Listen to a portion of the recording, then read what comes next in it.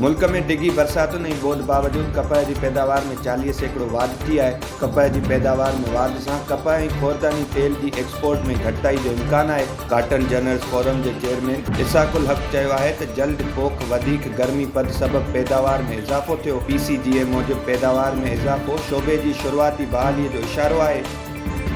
बाबा गुरु नानक जो 486 उर्स जो 2 ॾींहनि वारी तक़रीबुनि जो आगाज़ अॼु खां शुरू थी वियो। इंतिज़ामिया मूजिबि मुख़्तलिफ़ मुल्कनि ऐं पाकिस्तान जे मुख़्तलिफ़ शहरनि मां सिख बिरादरी जो वॾो अंग तक़रीब में शरीक थी रहियो आहे। जॾहिं त हिंदुस्तान पंहिंजे यात्रियुनि खे करतारपुर तक़रीब में हिसो वठण जी इजाज़त न ॾिनी, जंहिं करे को बि भारतीय यात्री वाघा बॉर्डर ज़रिए शिरकत न करे सघंदो।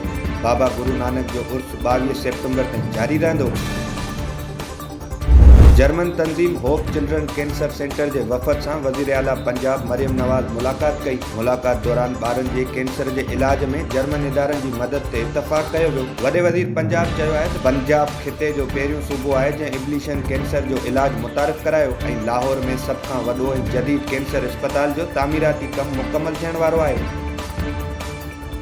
इस्लामाबाद हाई कोर्ट के जस्टिस एजाज उल हक खिलाफ सुप्रीम कोर्ट जुडिशियल काउंसिल में रेफरेंस दाख़िल कयो वियो आहे। रेफरेंस में करप्शन ऐं आइन जी ख़िलाफ़ वर्जीअ जा इल्ज़ाम लगाया विया।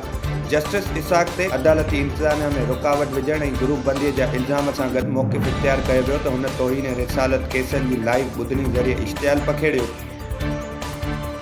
एशिया कप T20 जी आख़िरी ग्रुप मैच में ओमान 21 रन्सुनि तां हाराइजी वियो। भारत जे 189 रन्सुनि जे टारगेट खे ओमान 20 ओवरनि में पूरो न करे सघियो। ओमान 20 ओवरनि में 4 विकेटुनि जे नुक़सान ते 167 रन्सूं हासिल कयूं।